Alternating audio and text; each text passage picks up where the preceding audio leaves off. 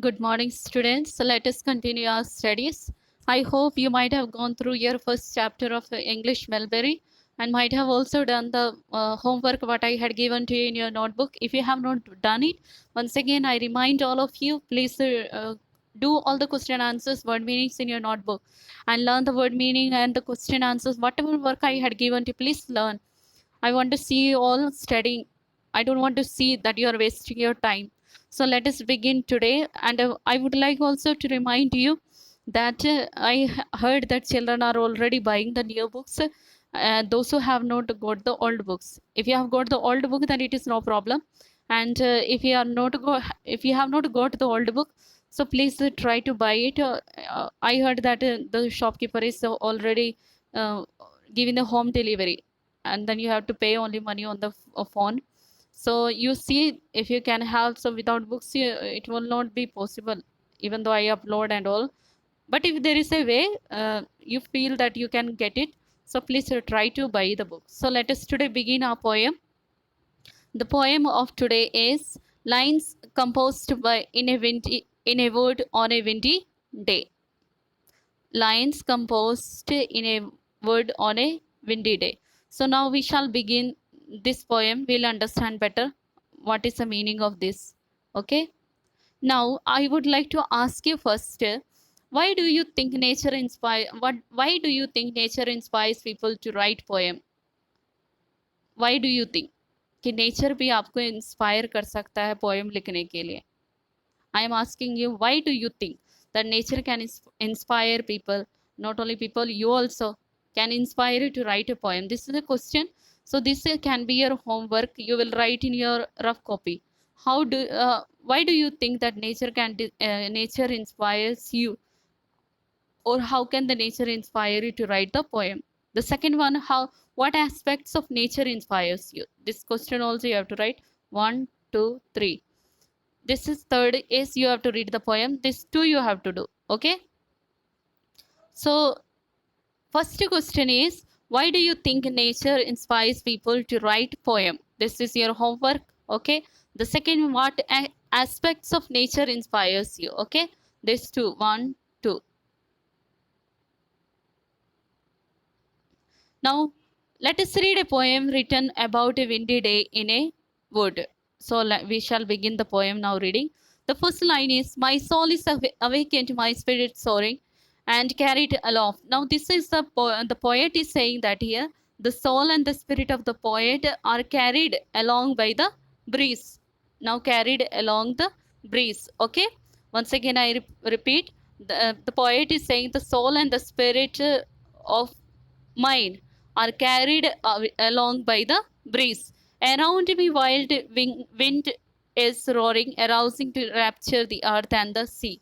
Now, he's telling that due to breeze, her soul is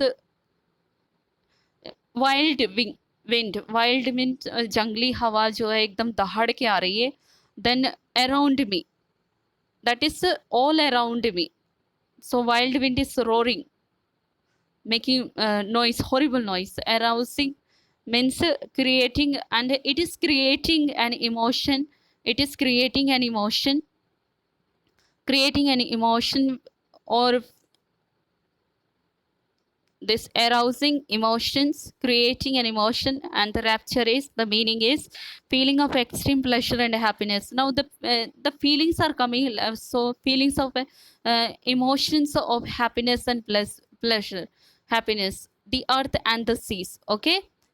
Now, the second paragraph, the long withered grass in the sunshine is now telling the big grass, the long grass is just shining because of the glancing and shining, just because of the sunshine. The bare trees are tossing their branches on high. Now, bare tree means no leaves on the tree, nothing, just like you can say without anything on the tree. Just all of the branches are there, and they are just bending, tossing their tossing their branches on high. अपनी जो branches है उनको और ऊंचा उठा रहा है हवा में. The dead leaves beneath them are merely dancing, and the leaves which are fallen under the trees beneath them, dead leaves like they are fallen like as the dead leaves are just merely means, what is the meaning of merely here? Happily dancing. The leaves fallen on the ground and dead leaves are just dancing. The white clouds are scudding across the blue sky. Now here saying the white clouds are uh, scudding means moving quickly across, moving quickly across. Now the white clouds are moving across the blue sky fast, fast. The speed is very high. Now third one is saying, I wish I could see how the ocean is lashing. Now here the poet is telling, I wish I could see how the ocean is lashing. Lashing means hitting. Hitting मतलब एक दूसरे से लहरों में ocean समुद्र सागर कैसे उमड़ रहा है, टक्कर मार. The form of its billow. The billow means waves. The form उसकी लहरों के जो वेव्स हैं, जो लहरें हैं. Two whirlwinds of spray. I wish I could see how its proud waves are dashing. Then poet is saying, I wish that I could have seen at least the proud waves means जो लहरें इतना उठ रही हैं हवा में, वो एकदम अपने घमंड के साथ. तो मुझे देखना था कि वो कैसे डैश कर रही. I hear the wind roar of their thunder today. And hear the wild roar of their thunder today. And telling that today even I hear the wild roar. Wild roar, roaring the hadna, thunder today. So this is the poet here, Annie Bronte, born in 1820 and died in 1849, was the youngest of the three Bronte sisters who were writers. And Anne was educated at home by her aunt till the age, and this is a poet here, the girl Annie Bronte, and she till the age of 15, her auntie educated her at home. She joined school. Her elder sister, at the age of 15, when she joined school, at the age of 15, she is joining the school. Her elder sister was Charlie, who wrote Jane Prince. You can read this. I don't have to read. The who is a poet, this one, and youngest three of the brothers. So you can read this, know about her, who is she, and what she has written, and in which year she is publishing this poem. So once again, I explained to you the poem. That first question you have to answer, why do you think that nature inspires people to write poem? What aspects of nature inspires you? Okay, this is your homework. You will write in your afko. So here once again the poet is telling, my spirit and soul is my spirit and soul are carried in this strong wind, along with the wind. Around me wild wind is roaring. Now he's telling, around me all मेरे चारों तरफ एक जंगली हवा दहाड़ रही है, arousing or giving me some emotions of feelings of extreme happiness. The long withered grass, I already explained to you, the long withered grass is shining because of the sunshine, and bare trees are tossing their branches. जो पत्ते नहीं है पेड़ पे, वो branches अपने आप को और भी लहरा रहे हैं हवा में.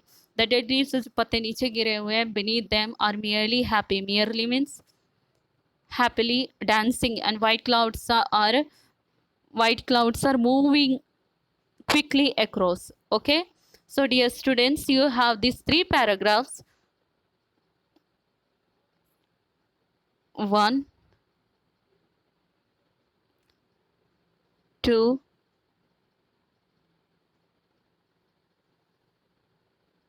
3. You have to learn all these 12 lines.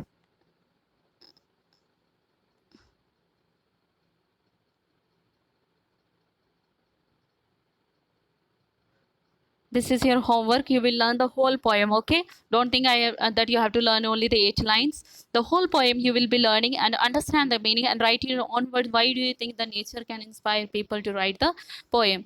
And this is about the poet here. So this also you can read. Who is this? Okay, after this the word meanings are here. Okay, the word meanings also you will write in your notebook. Okay, and then write properly.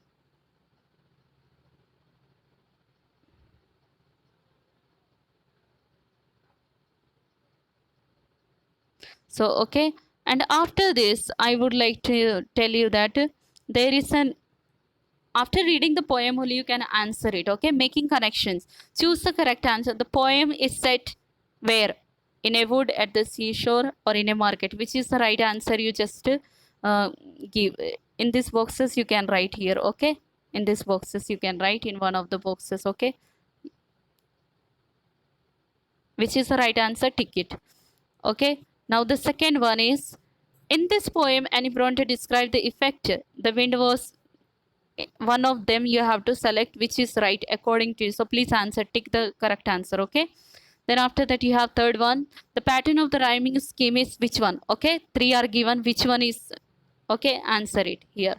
So I explain to you the poem and I hope you might have understood, and I want you to learn this whole poem, the 12 lines, and learn the word meanings too. What words you don't understand, please look into the dictionary and find out the meanings and try to learn the meanings. Okay, but this one you should learn, the pattern of the rhyming scheme is which one is. So okay, I don't want you all to make mistake. The learn the word meanings also, write down in your notebook and learn this poem, all 12 lines. Okay, so I wish you all the best, dear students. I hope you might have understood, and I wish that you will learn the poem sincerely and you will complete your work on time. Thank you.